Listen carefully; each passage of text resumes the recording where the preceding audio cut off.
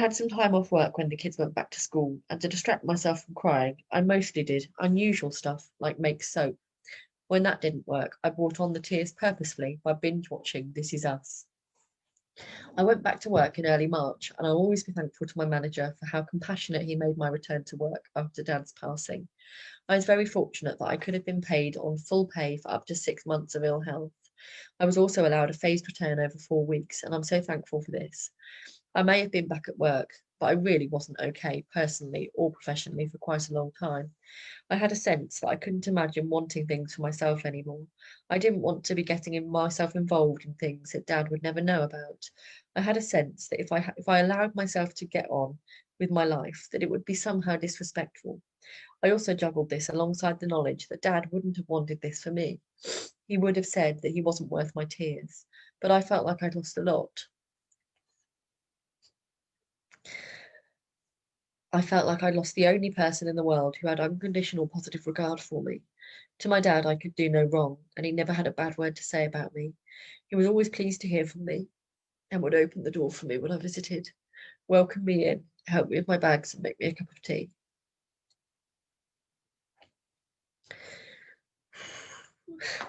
Without him, I was irritable, short with my kids. Oh dear, this is tricky, isn't it? And I felt like the light behind my eyes had dimmed. I said to one of my fellow collective that I felt like I couldn't recognise myself in photographs from before. I had a sense that I didn't know who this young, carefree, smiling woman was anymore. How could she have smiled so easily and with such exuberance and warmth? Who was she, and how did she? And I can't see. It's too many tears. It's attractive, right?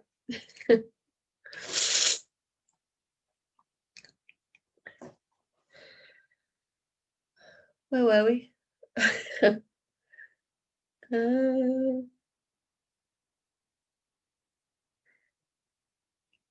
Who was she, and did she know how lucky she was? I kind of envied her. I missed her too. I'm sure everyone did. I kind of feel sorry for the patients I was working with in my first few months back at work. Goodness only knows what they got from me. Fortunately, I was surrounded by some wonderful friends, family, and colleagues, and of course, my Dead Dad Club for support. If you don't know what the Dead Dad Club is, it explains it all at the front of the book. In the year after he died, I did a number of physical things in memory of his passing, which I'm now able to take comfort from. Somehow, having these physical things in my house, which didn't exist before he died, have helped me to mindfully accept that he is no longer alive. This, along with time, it's just the random words, isn't it, that you connect emotionally to. Just say, oh God, you can gloss over them, and if you're reading them to yourself rather than out loud, I think you can connect less easily. Have allowed me to put my life together again, and these things have included one of my best friends and her mum. Oh, I should have brought it along, but that would have been, oh, it pushed me over the edge. Probably I'd been even more bits. One of my best friends and her mum made me a beautiful cushion from my very favourite 3 jumpers of his.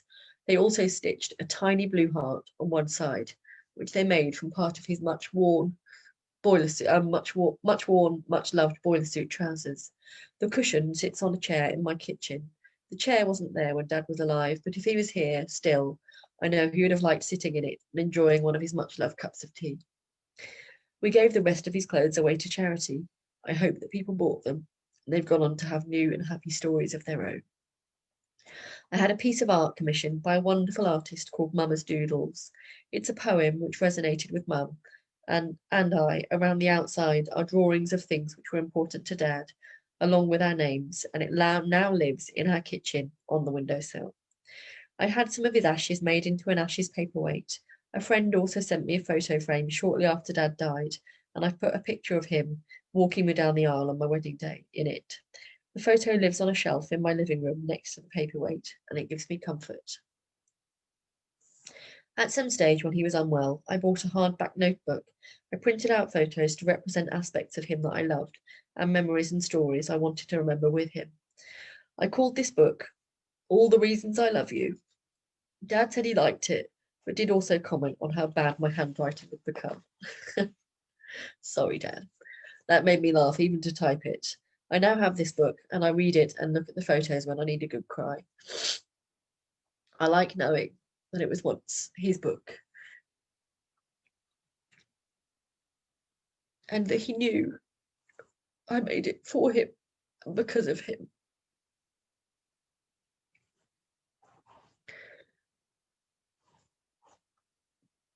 My youngest child, oh, it's drink time again.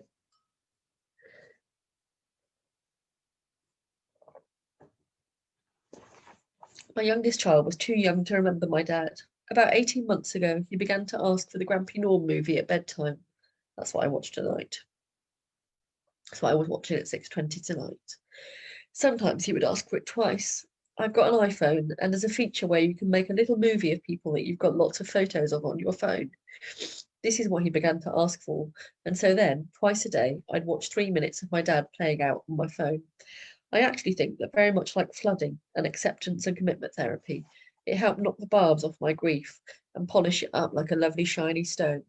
I actually now recommend this as an approach to people that I work with. It does take bravery and it is painful, but I promise you'll get to the stage where you enjoy that lovely film, rather than just look at it and think about how much you miss them. My son puts himself to sleep now, so I don't watch that with him, and so I hadn't watched it for a while, and I'd admit, watching the film just made me miss him today. But compassionately, I was always going to, wasn't I? Because today's the anniversary. I think what made the biggest difference to my grief was actually something that was indirectly provided by Dad. He'd left me some money in his will, and I decided that since he'd been so supportive of my career to date, that he would fully approve of me using the money to further my development. And so it was that 10 months after he died, I found myself in Leicester on a course by Sandy Reichman, can't remember, to learn eye movement desensitization and reprocessing. The first stage was only 3 days, but the training involves practicing on one another. And by the end of the 3 days, when I got home, I just felt different, better, more energized, and more like my old self. My battery's running low. I don't want it to cut off in the middle of what I'm doing, so I'm just going to plug you in. There we go. You still with me? Sorry. I've been ashamed not to get to the end after you've been with me this long, wouldn't it? Right, more energized and more like my old self. I'd somehow processed some of the trauma and losing him from my life. I would recommend it as an approach to anyone, and I've received more of this since then. Thereafter, I discovered compassion-focused therapy, CFT, and I feel like this, combined with EMDR, has totally changed me as a person and as a professional. I love that it's having these skills which then empowered me to start my private practice, and that now lots of other people have benefited from my doing these approaches with them too. It's the gift that keeps on giving. Since then, I've been able to move forwards in small steps. I've allowed myself to become involved in many exciting things. I'm proud of myself, and I know that Dad would have been thrilled too. I feel strong and resilient in both physical and mental health terms. I still use CFT and ACT on an almost daily basis to help myself. I started exercising, initially by joining a gym, and then when lockdown struck, by doing yoga and running. And in July 2019, I challenged myself to eat 10 80-gram portions of fruit and veg per day for a whole year. I told you I liked a challenge. I definitely felt that by focusing on nourishing myself and by doing a better meal prep and planning, that my body and my mind were in a far better state.